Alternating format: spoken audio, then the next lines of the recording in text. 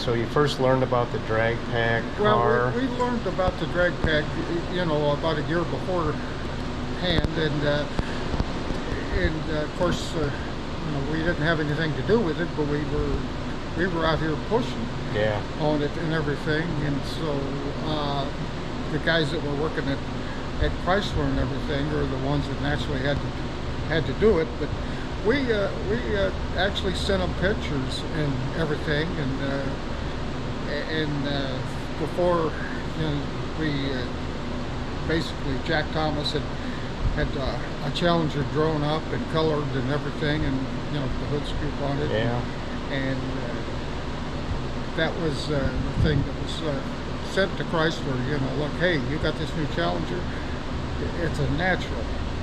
You know, to make a race car out of, just the way they were, and you know, gave them some ideas of how it could be done, and I was very, you know, pushy of that, although just staying in the background, because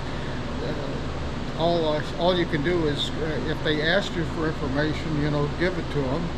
And when they actually got going on it, actually one of the engineers actually called, and she asked, would you rather have carburetors on this car or fuel injection? And that's when we knew, wait, they really are serious. They're going to do something on this. And I said, well, I'm probably not the guy to ask, because I guess I'd put carburetors on it, and maybe that's, you know, not what you're thinking. And of course, they went with the fuel injection, and by and large, that was the way to go. But what year was that, do you think? That was in 2008. Okay. So by the time they got the prototypes done and everything in 2008, there they had built the 2 prototypes and took them to Denver, and then everybody knew, hey, this is the thing that's going to happen. And then everything changed.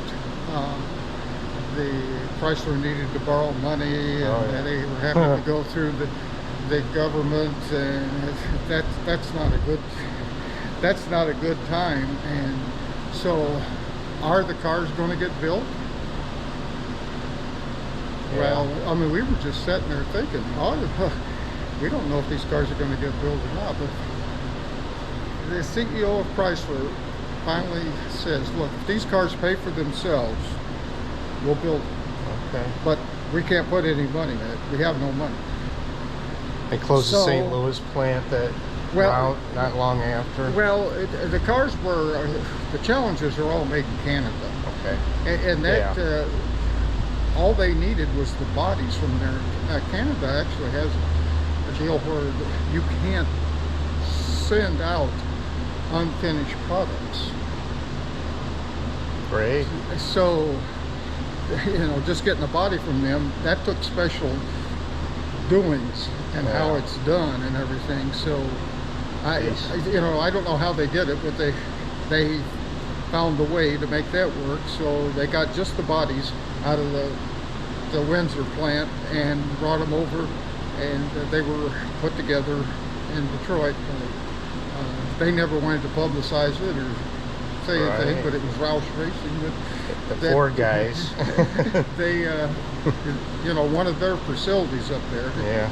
Jack has he's got a ton of different facilities, but they did them at, actually, they opened up an old Kmart building, and that's where they were actually put together. It was a makeshift Roush deal that he had put together for a short time, and then they were finished up over in I think it's Livonia, Michigan, one of their facilities over there. So it was just the first bunch that were put together and at that old Kmart plant. But that's where we went and picked it up and everything. So that's cool. Did they close the Kmart down then again, you know? Well, the Kmart was closed, you know, and Roush just rented the buildings from whoever owned it and put that facility together. And they had a bunch of car hoist in it and all that, you know. That's pretty cool. Put up, Had that kind of money to rent a Kmart out, and that'd be a great shop. Yeah, we actually had some pictures, taken inside with it and everything. So, but yeah, that's what it really was. All But right. anyhow, that's kind of how the whole program got to going. But it was just a bunch of individuals at Chrysler that really wanted this to happen, and it was done through Mopar.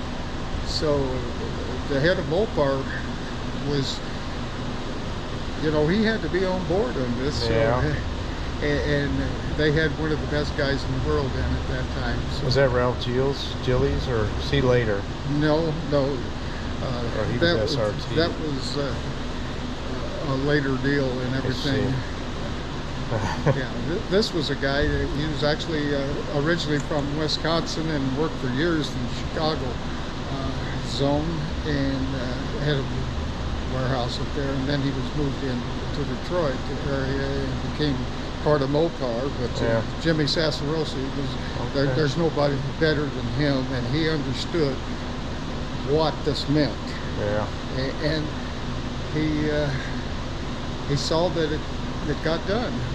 Good. So that's the thing about Chrysler. We're glad. People had always been that they understood, the passion that goes with those type of cars, and how many people love them, and how it makes the products work. So yeah, you got to have it. You got to have the people up there, or it's just don't happen. Yeah. Well, cool. Thanks, Larry. Yep. Race it. You can decide to put another guy in and let him drive it to be more consistent on the lights. Now, what's this here? That's a G-force transmission right there. That's much stronger than a Chrysler. Mm-hmm. And it's got a Chrysler 18 spline going in it. So what are they still building these Yes. G-force? Yeah. What's one of those run? Well, they're about $2,800, $3,000, and you use that long shifter there. Yeah. That's it's an inline shifter. That Hurst handle on there, that's just For fun. yeah. I put that on there and put a line lock. So in other words, that's not even made by Hurst. That's something I made. Yeah. I had a cast, but I showed that to a Hurst guy. He says, "Hey, you can't do that." I says, "Yeah, that's just for me." So are they still making the shifter too? Yes, Yeah. yes, that long shifter's still made, and you can see it's got the hind ends and. Did you make everything. did you make all your rods too? I made those length of rods because of the fact, where I had the shifter made and everything. But it comes with a bracket for that, and the rods. So I mean, you can buy one that's all that. But I just made this one to fit the car. Yeah. Oh yeah. So that, in other words, that's something I fabricated. So is this That's a Chrysler new process, and that's a drag transmission. Now, the drag transmission's got a lot of little things that most guys wouldn't think about, like that input collar. Right. That was special on those cars. Huh. It was actually heat treated, really? so it's much stronger. A lot of guys broke those in the street. Well, Did they? Yeah. yeah, they cracked them right here. Mm-hmm. And this one was special. It was heat treated, and they were available, through direct connection or. Just a B body? Then No, that's an A body. I was gonna say it's short. Yeah, that's an A body. So it's got this is all aluminum, and these transmission cases, right here, Yeah. these are aluminum, and they were special by the fact that they were made for those. Road racing cars like Dan Gurney Sure. ran that CUDA and all that. Mhm. They're real heavy cast aluminum. In other words, these weren't the production ones they put in the Still Dusters. saved weight though, even if they were heavy. It saved weight, but they're strong and they didn't break. Yeah. So the main shaft in those factory ones would crack the case, and But they always had cast covers, I think, probably because of the wear, I suppose. Huh? Well, because of the strength of it, yeah. I mean, there was an aluminum cover that Chrysler made, but we always used the steel covers because they were strong, and then we used the steel shifting forks in them. Mm-hmm. The factory ones were all using those brass ones, and we bent those, so the steel ones were much better. We got some Hemis too, 6.1. Yeah, those are, I guess it's 3 or 4. There's 4 blocks there, but yeah, that's a 6.1 right there. That's the one I won the Gator Nationals with. Did you? Now you sold it. That's 6.1. I sold the car. Yeah. But that motor right there, we put out 700 horsepower with that one. So that was kind of a neat figure. Oh yeah, that's pretty cool. We just tested it up at Cordova. It ran 950s with the car at 3,500 pounds. So wow. And it was a car like this one. Yeah. This is the other car. Now you had that car and won Gator Nationals, but then you sold it, of course. Yeah. Right. But then you couldn't stay out of it, huh? Well, we had this car when we sold the other one. Oh, okay. The body, I was building it, so it wasn't like I sold it and then decided to come back. It was always planned on we were going to do this. And some pretty paint. And these are the guys the go-to guys for new Hemis now, right? From the outfit that I ran, they were in Martinsville, Virginia, and that was the old Joey Arrington firm. He was like the last guy that ran NASCAR back in the day. Yeah. Oh, wait, Joey Arrington. Yeah. I've got a picture of him in there that most people might be familiar with. It's kind of neat.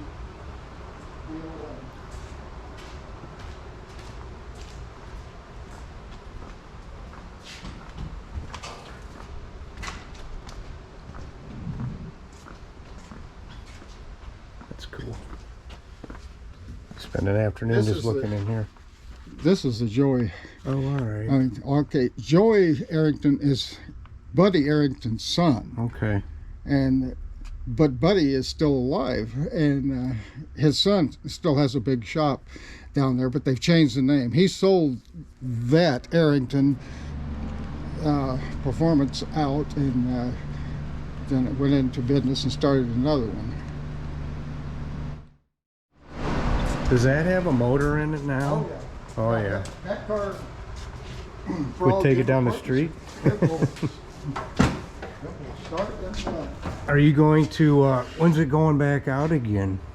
Well, it's never been out. Oh, okay. This car's only been to car shows. I see. It's never been raced.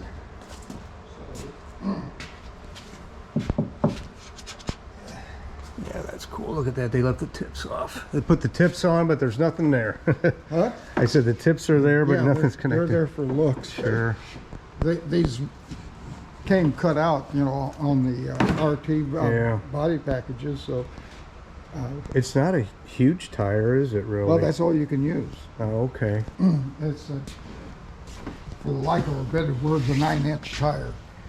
So this is as big as tire you can run in Stock Eliminator. Okay. Which there is 930/15, which you could have a 105-inch rollout tire. I see. It looks good on there, that size. That's a 10-inch wide rim, and the stock wheel well, that's about all you can get in there anyhow, because oh yeah, you can see my hand is stuck right here. Yeah. You can't get any more tire without going to work on that wheel well.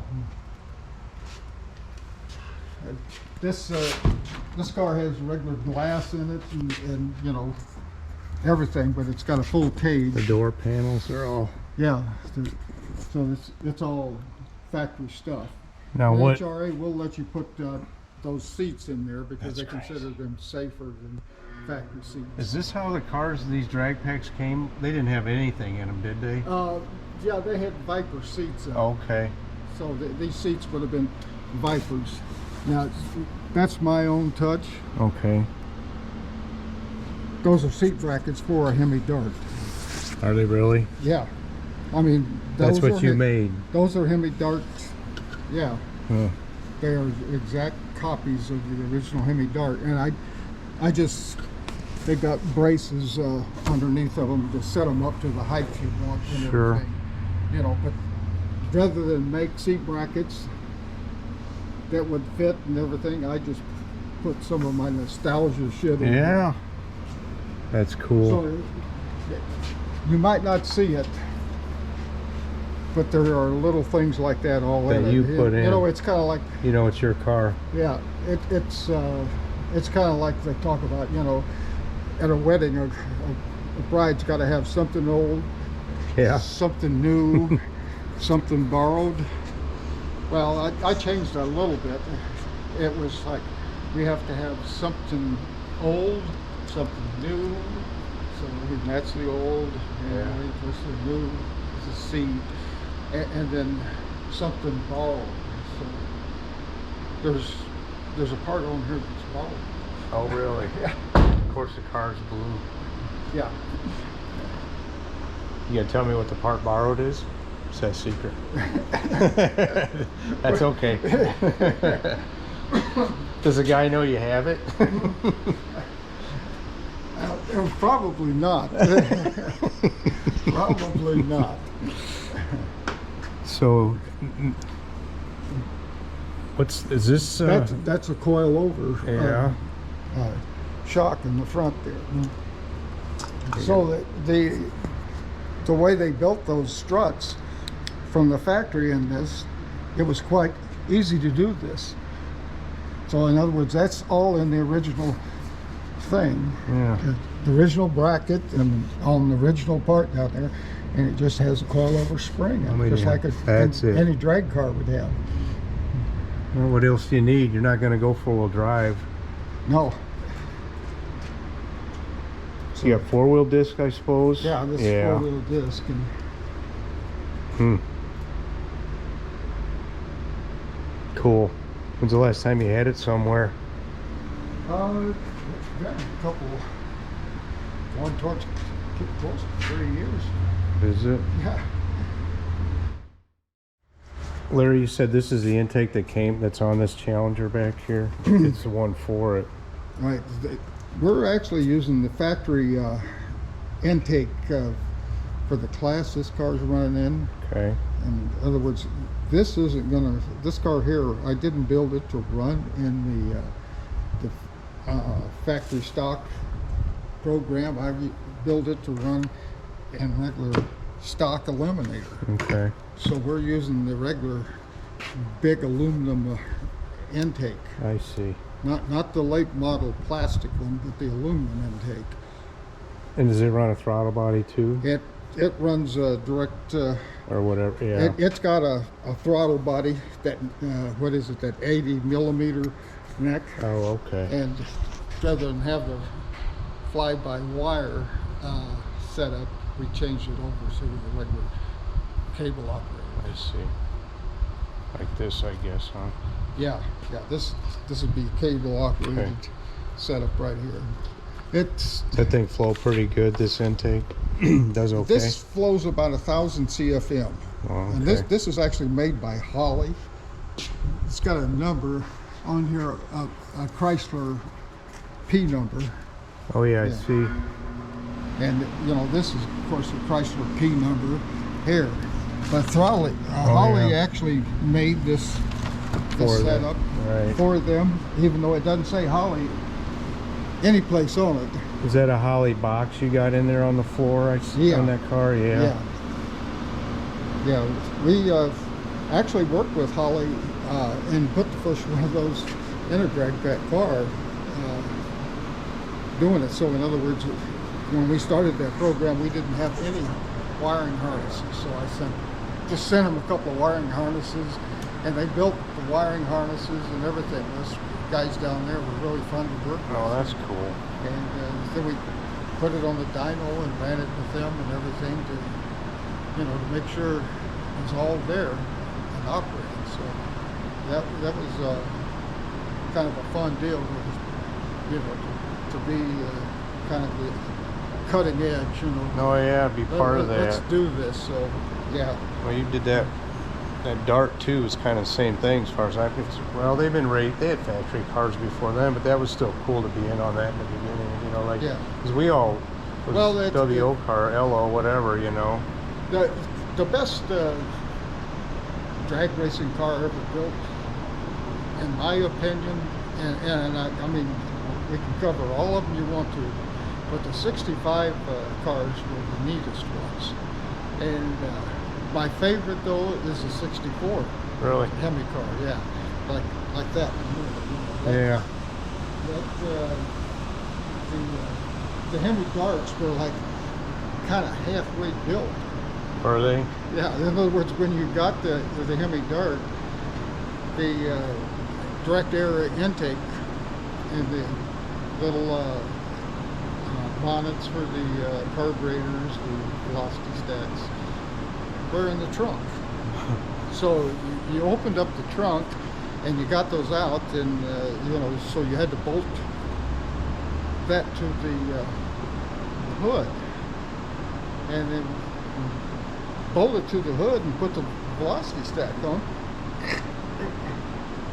It wouldn't fit. It wouldn't fit. And they had these rubber things that are like the 65 cars had.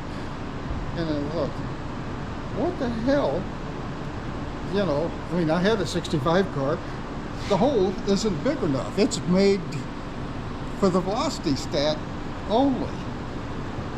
So if you look at some old pictures of the test mule, the Barracuda they built. I haven't seen them. Well, they had one car they called the test mule, and Sure. it was the first one they put together, and they took it to California, and they had it at Keith's Black, and everything was actually right. They kind of worked on it, but there were pictures of the car being out there, and the guys had taken it to California to test it because it was in winter, California, and they put the rubber part on the bottom of the velocity stack. What the heck does that do?